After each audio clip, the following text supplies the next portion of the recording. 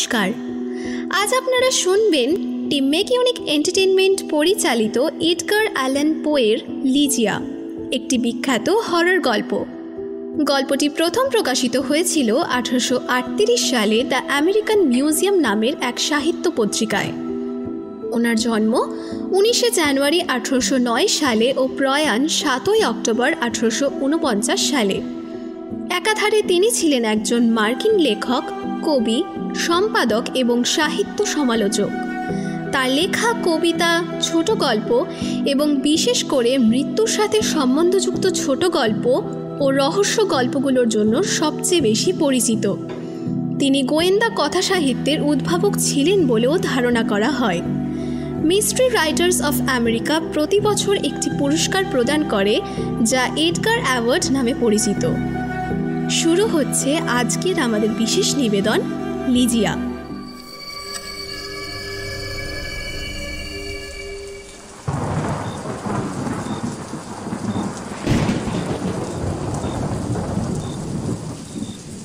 একটা মাত্র ঘটনা টিম টিম করে জ্বলে, যেন মোমবাতির শিখা।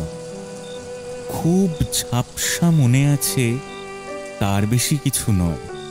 প্রেমের শুরুটা কবে, কিভাবে হয়েছিল তা যেন পুরোপুরি মুছেই গেছে। আশ্চর্য হওয়ার কিছুই নেই, বরং স্বাভাবিকই বলা যায়।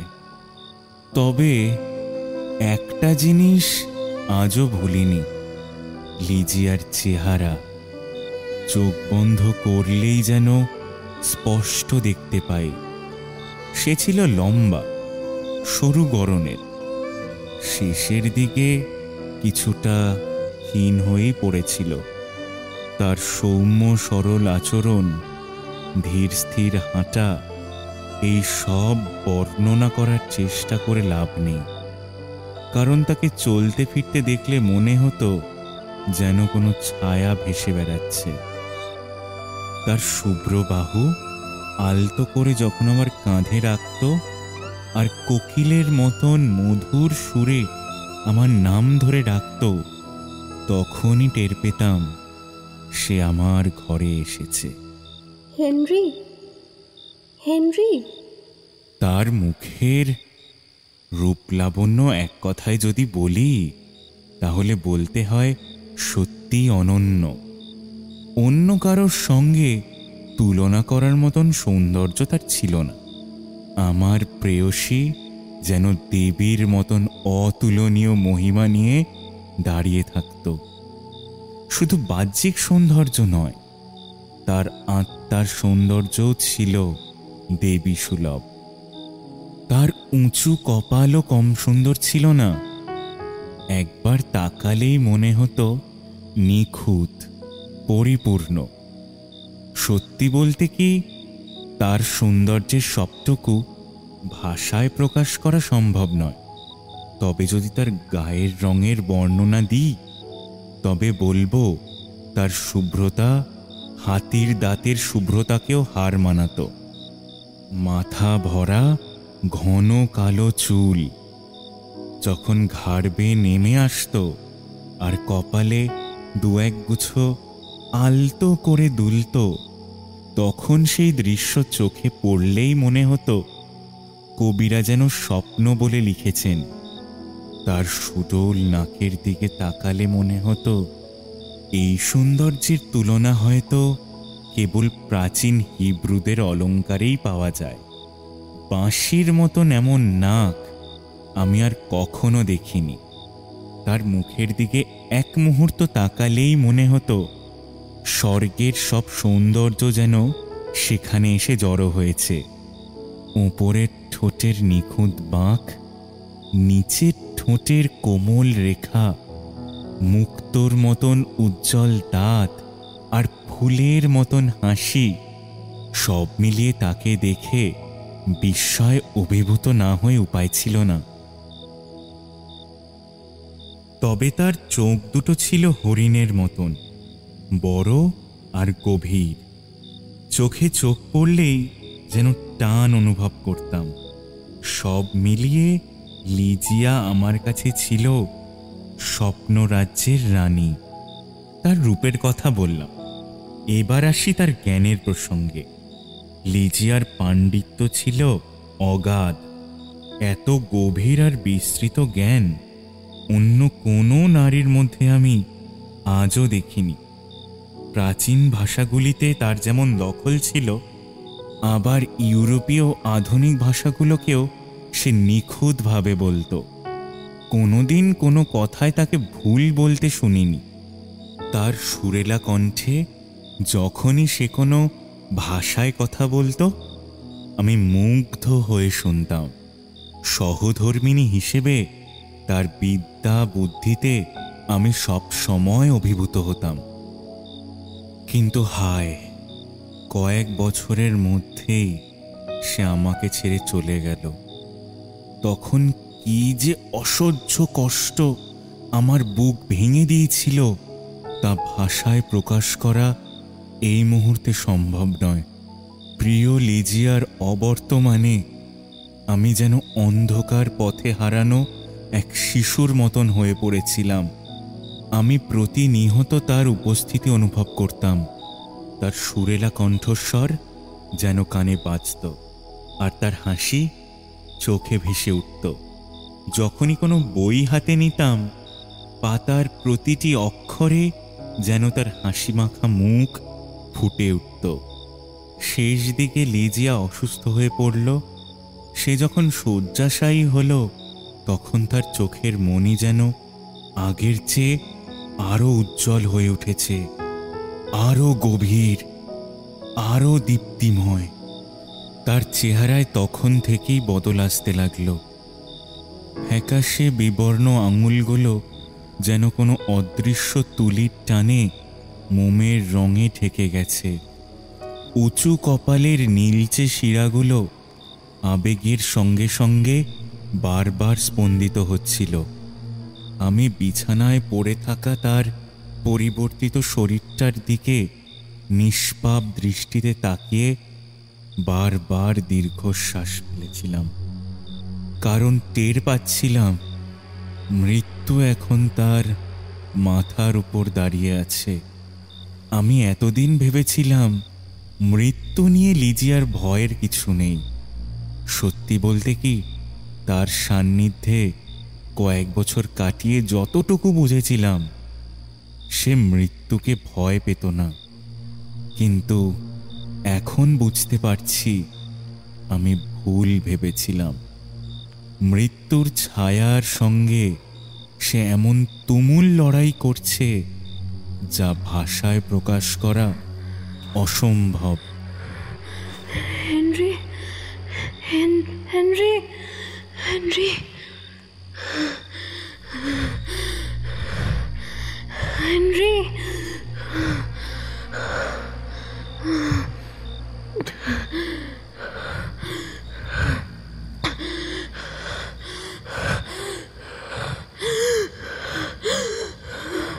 আমি সেটা দেখতাম আর বুকের ভেতরটা মোচড় দিয়ে উঠত।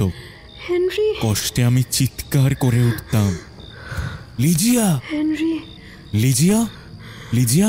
আমি আমি জানি, আমি আমি আমি জানি তোমার কষ্ট হচ্ছে, কিন্তু কিন্তু তোমাকে তোমাকে এই যুদ্ধে একাই লড়তে হবে লিজিয়া। লিজিয়া, লিজিয়া, একটু আর একটু সহ্য করো। আমি আমি সব সময় আমি আমি সব সময় তোমার তোমার পাশে আছি লিজিয়া, তোমার কিচ্ছু হবে না।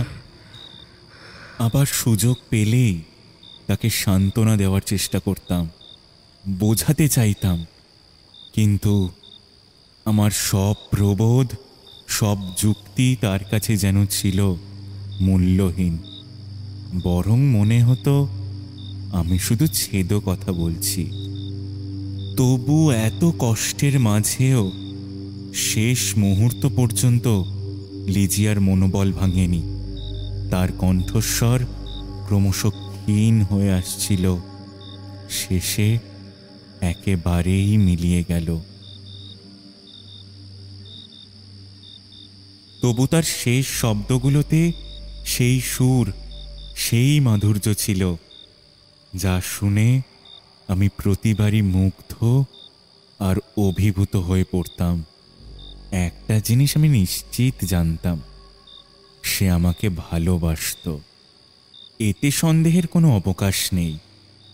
প্রথম দেখাতেই আমি বুঝে গিয়েছিলাম লিজিয়ার হৃদয়ে যে প্রেম ছিল তা কোনো সাধারণ অনুভূতি নয়, সেটা ছিল গভীর আর নিখাদ।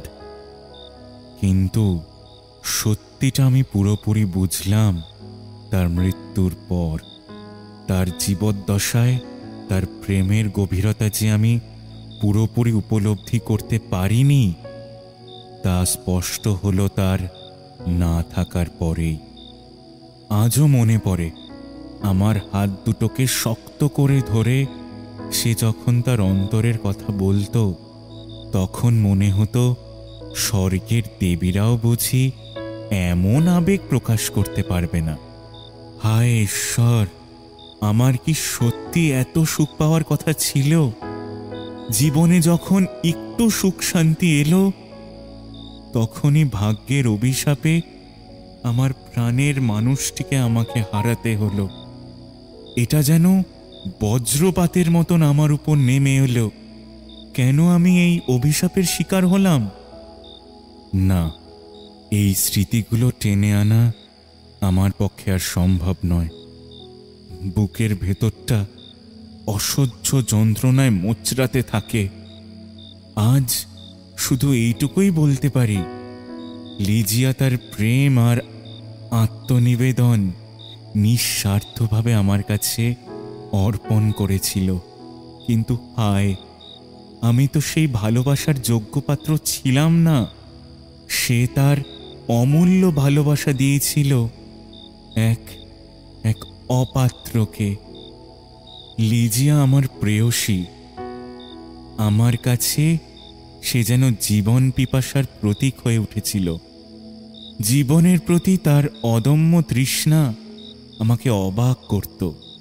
সেই তৃষ্ণাকে আঁকড়ে ধরে রাখতে চেয়েছিল সে, যেন কোনোভাবেই ছাড়তে চায়নি। কিন্তু তার অনুভূতিকে ঠিকভাবে আঁকতে আমার মতন শিল্পীর হাত ছিল না। লেখনের ভাষাও অপ্রতুল হয়ে পড়েছিল। অভিশপ্ত সেই রাতে যখন সে চিরদিনের মতন আমাকে ছেড়ে চলে গেল, ক্ষীণ আবেগ ভরা কণ্ঠে আমার আমার নাম ধরে ডাকল, হেনরি, হেনরি। আমি ধীরে ধীরে তার শয্যার পাশে গিয়ে দাঁড়ালাম। সে হাতের ইশারায় আমাকে শিয়রে বসতে বলল। আমি বসতেই তার কাঁপা দুর্বল হাত দিয়ে আমার হাতটা শক্ত করে চেপে ধরল। তারপর ভাঙা গলায় অনুরোধ করল, আমার সদ্য লেখা কয়েকটা কবিতা থেকে কিছু পড়ে শোনাবে? আমি তখন তার কথা অমান্য করতে পারিনি। এক গোছা কবিতার মধ্যে থেকে পরিবেশের সঙ্গে মানানসই একটা কবিতা বেছে নিয়ে তাকে শোনালাম। কবিতা পড়া শেষ করে যখন তার দিকে তাকালাম, দেখি সে দুর্বল শরীর নিয়ে ধীরে ধীরে খাট থেকে নেমে এসেছে। মেঝেতে দাঁড়িয়ে হাত দুটো আকাশের দিকে তুলে আর্তস্বরে বলল, হে ঈশ্বর, হে পরম পিতা। আমিও তখন একই সুরে বলতে শুরু করলাম, হে ঈশ্বর, হে পরম পিতা। মনে হচ্ছিল এই দৃশ্য যেন বারবার ঘটছে, কোনো শেষ নেই। সত্যি কি মৃত্যু নামের বিজয় কি জয় করা যায় না? আমরা কি সত্যি ঈশ্বরের সন্তান নই? মানুষের কামনা বাসনার রহস্য কেউ বলতে পারে না। মানুষের মধ্যে যে কত শক্তি আছে তা দেবদূতকে হার মানায়। মৃত্যু পর্যন্ত মানুষকে হার মানাতে পারে না, কারণ মানুষের কামনা বাসনাই তার দুর্বলতা। আর সেই দুর্বলতা থেকেই সে মৃত্যুকে চ্যালেঞ্জ জানাতে চায়। হয়তো আবেগ শক্তিহীন হয়ে সে তখন ধীরে ধীরে হাত নামালো, আবার শয্যায় গিয়ে শুয়ে পড়ল। ফুসফুস নিংড়ে একটুখানি দীর্ঘশ্বাস ছাড়ল। ঠোঁটের ফাঁক দিয়ে অস্পষ্ট একটা শব্দ বেরুল। হেনরি, তুমি ভালো থেকো। তারপর মিলিয়ে গেল বাতাসে। আমি তার নিস্তেজ দেহের কাছে কান পাতলাম। মনে পড়ল শেষের সেই কথাগুলো, মানুষ দেবদূতের কাছে হার মানে না, এমনকি মৃত্যুর কাছেও না। তার একমাত্র দুর্বলতা তার কামনা, তার বাসনা। আমার লিজিয়া চলে গেল, আমি তাকে হারালাম।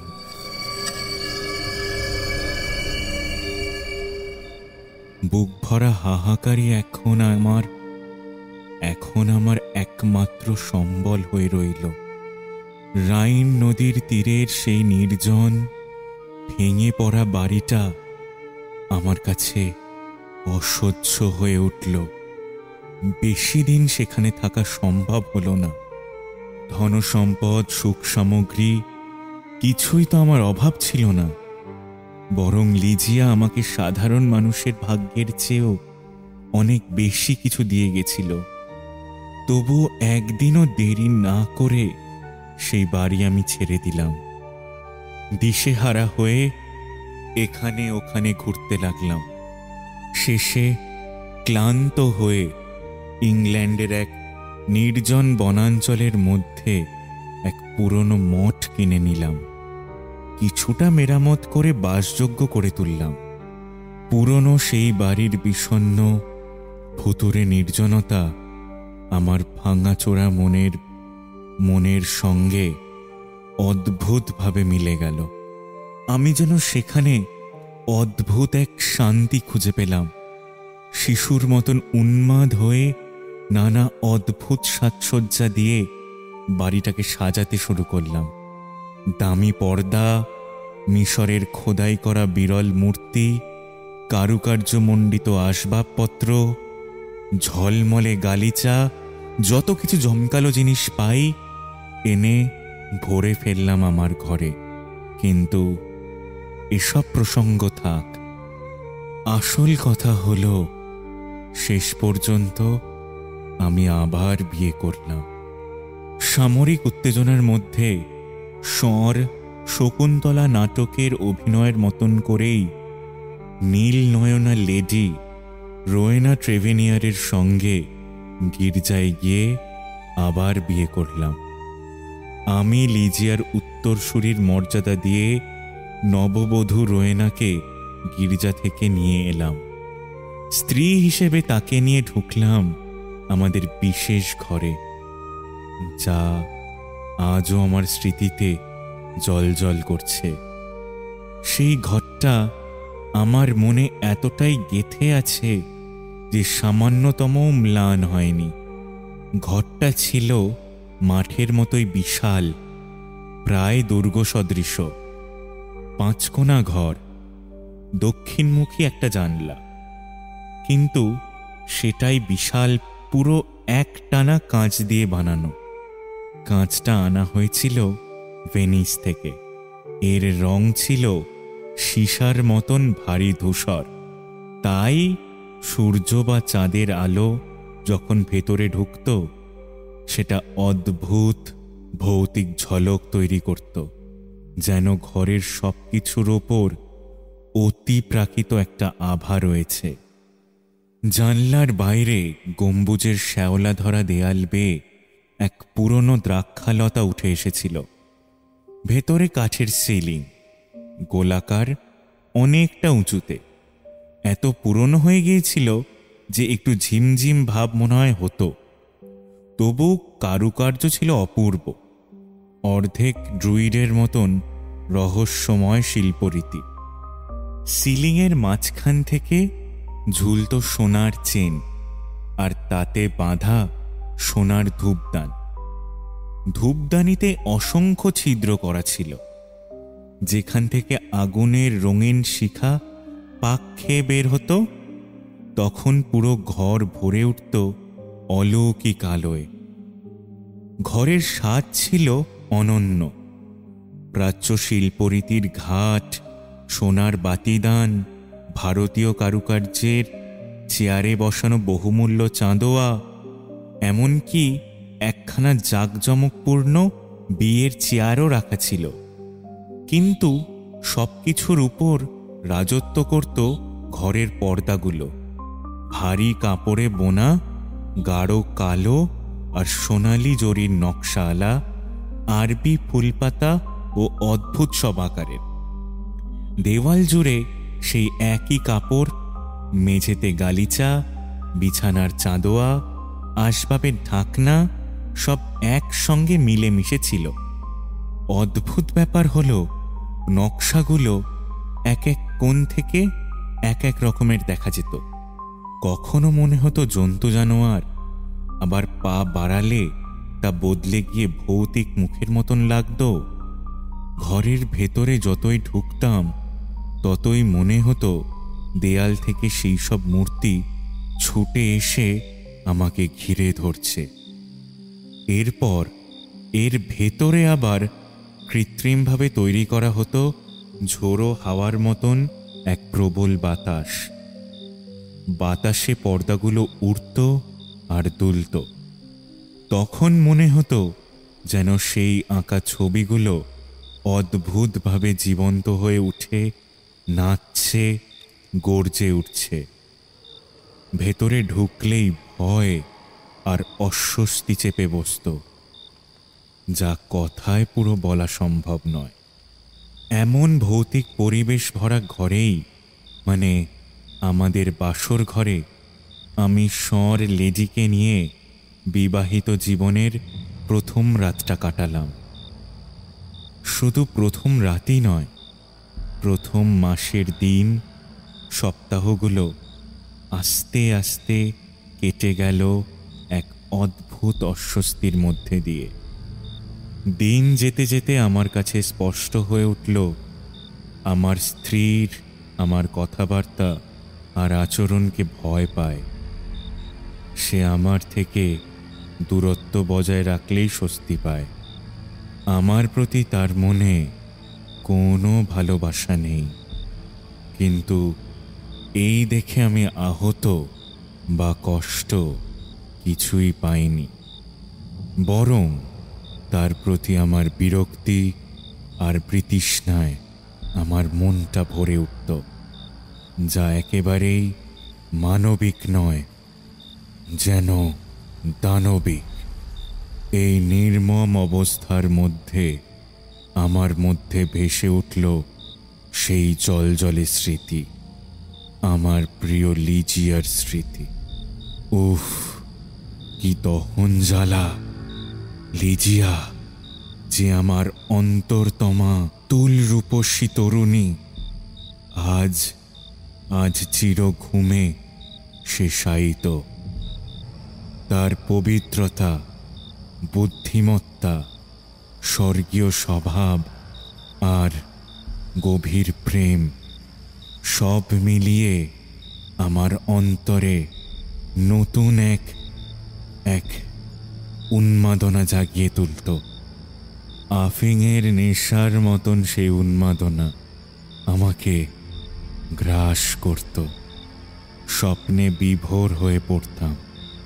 আবেগে ভরা গলায় বারবার তার নাম ডাকতাম, লিজিয়া, লিজিয়া, লিজিয়া। আমার সেই ডাক রাতের নিস্তব্ধতা ভেঙে দিত, আবার কখনো দিনের আলোর উপত্যকার ছায়াতেও প্রতিধ্বনি তুলত। যাই হোক, লেডি রোয়েনাকে নিয়ে আমি সংসার শুরু করলাম। প্রথম মাস শেষ হতে না হতেই দ্বিতীয় মাসের শুরুতে রোয়েনা অসুস্থ হয়ে পড়ল। অদ্ভুত জ্বর, তাকে বিছানায় ফেলে দিল। রাতে ঘুম ভেঙে যেত, সে আধো ঘুমে এমন সব অদ্ভুত শব্দ করত যেন অসংখ্য মানুষের যাতায়াত হচ্ছে, অথচ সেগুলো ছিল কেবল তার কল্পনা অথবা ওই ঘরের ভৌতিক আবহ। কিছুদিন পর সে সুস্থ হয়ে উঠল, কিন্তু সেই সুস্থতা টিকল না। অচিরেই আবার কঠিন অসুখে ভুগতে লাগল। এবার সারা শরীরে অসহ্য যন্ত্রণা, বিছানা ছাড়তে পারল না। ডাক্তার এসে পরীক্ষা করে প্রায় হাল ছেড়েই দিলেন। রোগটা ধরা গেল না, চিকিৎসাও সম্ভব হলো না। দিন যতই কেটে যাচ্ছিল, রোগটা ততই বাড়ছিল। সামান্য ভয়ও সে প্রচণ্ড চমকে উঠত, রেগে যেত, এমনকি মাঝে মধ্যে আতঙ্কিত স্বরে বলতো, আমি চাপা ফিস ফিস শব্দ শুনতে পাই। পর্দার আড়াল থেকে কারা যেন কথা বলছে, কারা যেন হেঁটে যাচ্ছে। হায় ঈশ্বর, কি ভয়ঙ্কর ব্যাপার। সেপ্টেম্বর শেষ হতে চলেছে।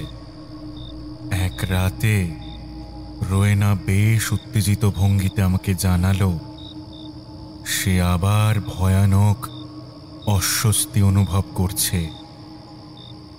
ঘোরের মধ্যে একটা যন্ত্রণা থেকে জেগে উঠে আমার দিকে তাকালো সে।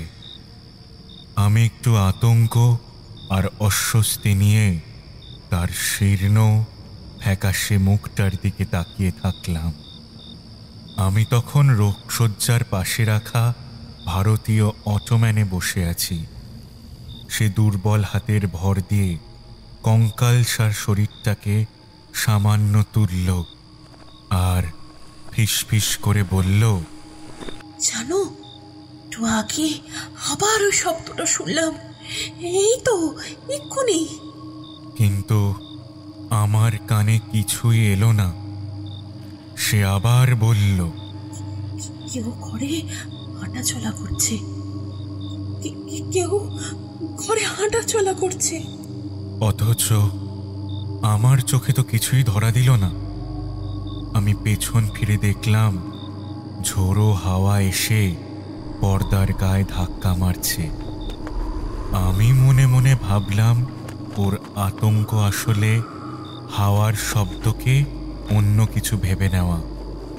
কিন্তু ঠিক তখনই তার মুখ আরো ফ্যাকাশে হয়ে উঠল। দেখে বুঝলাম এসব বোঝানো বা শান্ত করার চেষ্টা একেবারেই বৃথা। মনে হলো বুঝি যে কোনো মুহূর্তে জ্ঞান হারিয়ে লুটিয়ে পড়বে। হঠাৎ মনে পড়ল ডাক্তার বলেছিল এক বোতল মদ ঘরে রাখতে। আমি তাড়াহুড়ো করে সেটা আনতে গেলাম। বাতিদানের নিচে পৌঁছতেই হঠাৎ টের পেলাম কেউ যেন অদৃশ্যভাবে আমার গা ঘেঁষে হেঁটে গেল।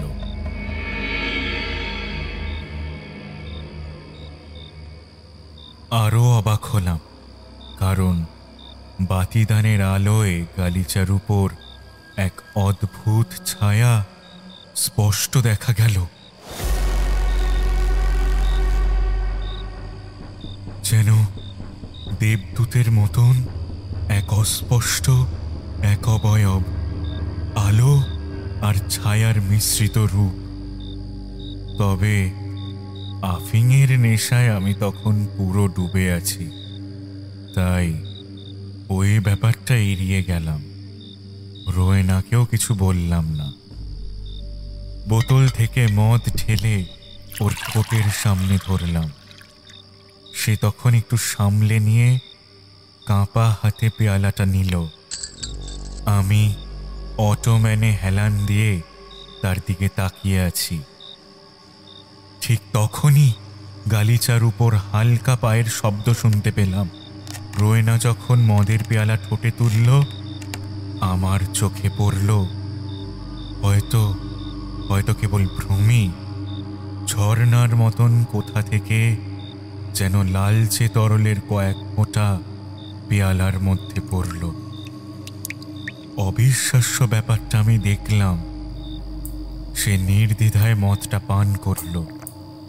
আমি মুখে কিছুই বললাম না, কিন্তু সেই লালচে ফোঁটাগুলো তার শরীরে যাওয়ার সঙ্গে সঙ্গেই ওর অবস্থা দ্রুত খারাপ হতে লাগলো।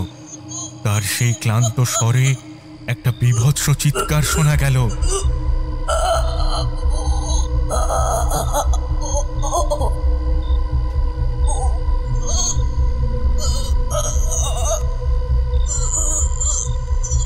তার অস্পষ্ট কথা শুনে আমি রীতিমতন ভয় পেয়ে গেলাম।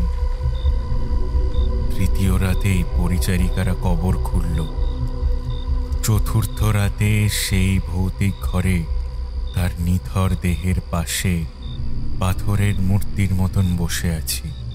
যে ঘরে একদিন সে নতুন বউ হয়ে এসেছিল, সেখানেই এখন তার সব দেহ রাখা। আফিংয়ের নেশায় তখন আমার চোখে অদ্ভুত দৃশ্য ভেসে উঠছে। অচেনা অবিশ্বাস্য সব ঘটনা আসছে আর যাচ্ছে। হঠাৎ মনে হলো সেদিনকার দেখা সেই ছায়ামূর্তি যেন আবার মনে পড়ল, কিন্তু বাতিদানের নিচে এখন আর কিছুই নেই।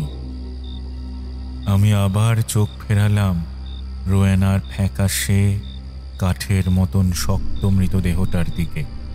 তাকিয়ে থাকতে থাকতে হঠাৎ মনে ভেসে উঠল লিজিয়ার স্মৃতি, আমার হারানো প্রিয়ার কথা।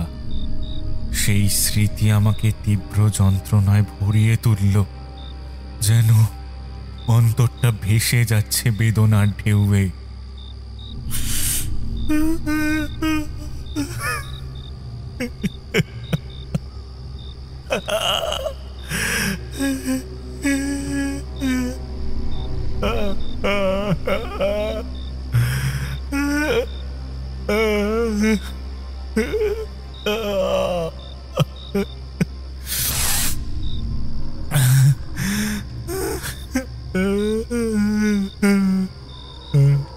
রাত ফুরিয়ে আসছে।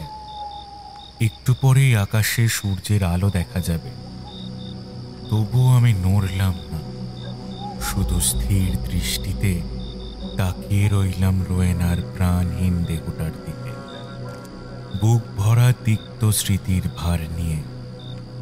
মাঝরাত হবে হয়তো, বা একটু আগে বা পরে, সময়ের কোনো ঠিক নেই। কারণ আফিংয়ের নেশায় আমি তখন সম্পূর্ণ বিভ্রান্ত। হঠাৎ করেই একেবারে স্পষ্ট এবং চাপা কান্নার শব্দ কানে এলো।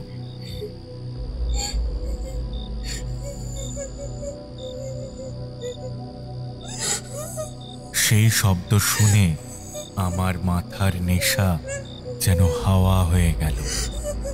চোখ মুখ কেমন জেগে উঠল। আমি যন্ত্রের মতন সোজা হয়ে বসলাম, কান খাড়া করে শব্দটার উৎস খুঁজতে লাগলাম। মনে হলো ওই আবলুস কাঠের ঘাট থেকেই কান্নাটা ভেসে আসছে। বুক ধরফর করছে। আতঙ্কে স্থির হয়ে রইলাম, কিন্তু শব্দটা আর ফিরে এলো না। সতর্কভাবে ঘাড় ঘুরিয়ে মৃতদেহটার দিকে তাকালাম। কোনো নড়াচড়া কি হলো? না, দেহটা একেবারেই নিশ্চল হয়ে গেছে। তবু মনে হলো আমি ভুল শুনিনি। শব্দটা একবারই হোক, কিন্তু সত্যি আমার কানে এসেছিল। আমি চোখ সরালাম না, গাঢ় মনোযোগে দৃষ্টি আটকে রাখলাম সব দেহটার উপরে। মিনিট কয়েক কেটে গেল, যেন সময় থমকে আছে। হঠাৎ চোখে পড়ল গালের আর চোখের পাতলা পাতলা শিরাগুলোর ভেতর থেকে যেন হালকা অতি ম্লান এক লালচে আভা দেখা যাচ্ছে। সেই দৃশ্য দেখে আমার বুক কেঁপে উঠল। মনে হলো হৃদযন্ত্রটা বন্ধ হয়ে আসছে। আমি স্থির হয়ে বসে রইলাম, নড়তেও পারলাম না। কিন্তু ধীরে ধীরে আবার সাহসটা ফিরে পেলাম। বুঝলাম ভয় পাওয়ার কিছু নেই। আসলেই ভয়ঙ্কর সত্যের সামনে এসে আমি দাঁড়িয়েছি। রোয়েনা আসলে পুরোপুরি মৃত নয়। অন্ত্যেষ্টিক্রিয়ার ব্যবস্থা আমরা আগেই করেছি, অথচ সে এখনো বেঁচে আছে। অবশ্যই দ্রুত কিছু একটা করতে হবে, কিন্তু চাকর বাকরের ঘর অনেক দূর। চিৎকার করলে কেউই শুনতে পাবে না। তাই সাহায্য আনার জন্য বাইরে বেরোতেই হবে। কিন্তু সে সাহস আর আমার হলো না। আমি একাই চেষ্টা করতে লাগলাম তাকে ফেরানোর জন্য। রোয়েনা, রোয়েনা, রোয়েনা, রোয়েনা, রোয়েনা, রোয়েনা। কিন্তু বেশিক্ষণ লাগলো না। রোয়েনার অবস্থা আবার খারাপ হতে শুরু করলো। গালের লালচে আভাটা মিলিয়ে ফ্যাকাশে হয়ে গেল। ঠোঁট কুঁচকে গেল আস্তে আস্তে। তার শরীরে হাত দিতেই আঁতকে উঠলাম আমি।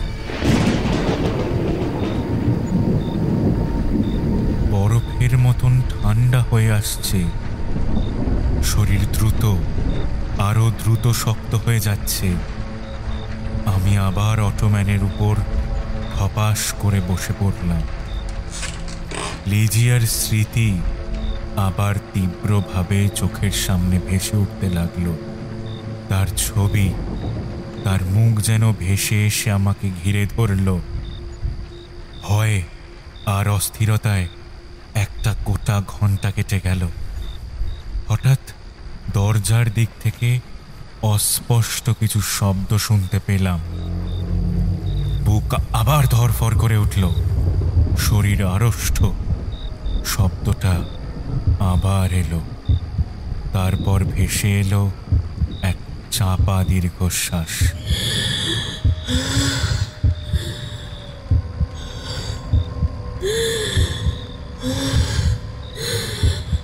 আমি যন্ত্রের মতন মৃতদেহটার দিকে ঝুঁকলাম। আর এইবার স্পষ্ট দেখলাম তার ঠোঁট দুটো তীর তীর করে কাঁপছে। কিছুক্ষণ পরই ঠোঁট দুটো কাঁপতে কাঁপতে সামান্য ফাঁক হলো, আর চোখের সামনে ভেসে উঠল মুক্তোর মতন চকচকে দাঁত। আতঙ্কে আমার শরীরের সব স্নায়ু যেন একসাথে কাজ করা বন্ধ করে দিল। বুকের ভেতরটা দমকা ঢেউয়ের মতন তোলপাড় শুরু করেছে।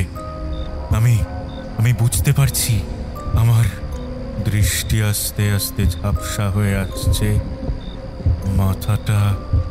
মাথাটা ভোঁতা হয়ে যাচ্ছে। আমি যেন ঘুমের মধ্যে ঢলে পড়ছি। শেষমেশ প্রাণপণ চেষ্টা করে নিজের চোখটা সামনে নিলাম। গাল আর কপালে আবার হালকা হালকা আলো দেখা দিল। শরীরে সামান্য উষ্ণতাও ফিরে এলো। বুকের ধক ধক শব্দটাও টের পাচ্ছিলাম।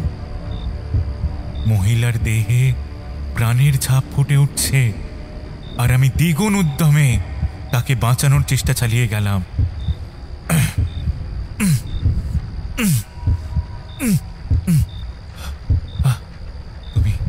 তুমি বেঁচে উঠবে। তুমি বেঁচে উঠবে রোয়েনা, রোয়েনা, রোয়েনা, তুমি বেঁচে উঠবে। তুমি বেঁচে উঠবে রোয়েনা। এক টুকরো কাপড় ঠান্ডা পানিতে ভিজিয়ে তার কপালে আর হাত মুখ মুছিয়ে দিলাম। অভিজ্ঞতার ভান্ডার খুলে এমন সব কায়দা ব্যবহার করলাম যেগুলোর খোঁজ চিকিৎসা শাস্ত্রেতেও নেই, কিন্তু সবই বৃথা হয়ে গেল। তার গাল আর চোখের পাতার লাল আভা মুহূর্তে মিলিয়ে গেল। নারীও থেমে এলো। ঠোঁটে মৃত্যুর ছাপ স্পষ্ট হয়ে উঠল। শরীর আবার বরফের মতন ঠান্ডা হয়ে গেল। পাণ্ডুরতা আর কাঠিন্যতা ছড়িয়ে পড়ল। দীর্ঘদিন যন্ত্রণা ভোগ করা মৃত মানুষের শরীর যেমন হয়, তেমনই চিহ্ন একে একে ফুটে উঠতে লাগল। আবারও আমি লিজিয়ার সেই স্বপ্নের দৃশ্যে ডুবে গেলাম। লিখতে গিয়ে আমার হাত কাঁপছে কেন? শরীর থরথর করছে। হঠাৎই শুনতে পেলাম আবলুস কাঠের খাট থেকে চাপা কান্নার শব্দ ভেসে আসছে। আমি স্পষ্ট শুনতে পাচ্ছি সেই করুণ কান্না। কিন্তু সেই রাতের আতঙ্কের সব কথা কি বলা দরকার? ভোরের আলো ওঠার আগে পর্যন্ত কতবার যে জীবন মৃত্যুর খেলা আমাকে কাবু করেছে, কতবার যে অদৃশ্য শত্রুর সঙ্গে যুদ্ধ করতে হয়েছে, তা আমি নিজেই ভালোভাবে জানি না। অন্যকে বলা সম্ভব নয়। প্রতিবার লড়াইয়ের শেষে মৃতদেহে এমন কিছু অদ্ভুত পরিবর্তন হতো যা বিশ্বাস করাই কঠিন ছিল। রাত ফুরোতে চলেছে। যে নারী একবার মারা গিয়েছিল সে আবার কাঁপতে শুরু করেছে। যদিও এবারকার মৃত্যু আরো ভয়ঙ্কর ছিল, সে আগের চেয়ে জোরে নাড়াচড়া শুরু করেছে। আমি আমার চোখ ফিরিয়ে নিলাম। ভয়ে একেবারে শক্ত কাঠ হয়ে অটোম্যানটার উপর নিশ্চল হয়ে বসে রইলাম। কিছুক্ষণ পরে আর চোখে তাকিয়ে দেখি অবিশ্বাস্যভাবে তার মুখে জীবনের আভা জ্বলে উঠেছে। আমি ঘুমাচ্ছি নাকি স্বপ্ন দেখছি? মনে হলো রোয়েনা মৃত্যু ভেঙে উঠে এসেছে। আমি স্বপ্ন দেখছিলাম কিনা জানি না, কিন্তু চোখের সামনে যা ঘটেছিল তা অবিশ্বাস করার সুযোগও ছিল না। সে বিছানায় উঠে বসল। ধীরে ধীরে কাঁপা কাঁপা পা মাটিতে নামিয়ে মেঝেতে দাঁড়ালো। চোখ বন্ধ করে স্বপ্নচারীর মতন ঘরের মাঝখানে এসে দাঁড়ালো। শরীর টলতে টলতে ঢুলছে। আমি স্থির হয়ে তাকিয়ে আছি। মনে হচ্ছে মাথার ভেতরে অস্থিরতার ঝড় বইছে। এ কি সত্যি জীবিত রোয়েনা? গোলাপি গাল, পরিচিত তিল, সবই তো মিলে যাচ্ছে। তবে কি আমার ভুল, নাকি রোয়েনা আগের চেয়ে লম্বা হয়ে গেছে? এই চিন্তা আমাকে পাগল করে তুলল। হঠাৎ আমি ছুটে গিয়ে তার পায়ের কাছে এসে দাঁড়ালাম। আমার ছোঁয়া পাওয়া মাত্র শরীরটা কুঁকড়ে গেল।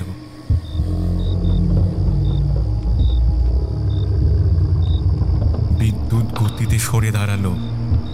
মাথার কাপড় ফেলে দিল। এলোমেলো কালো চুল চারিদিকে ছড়িয়ে গেল। আমি নিঃশব্দে তাকিয়ে রইলাম। ধীরে ধীরে সে চোখ মেলল। আমি চিৎকার করে উঠে বললাম, তুমি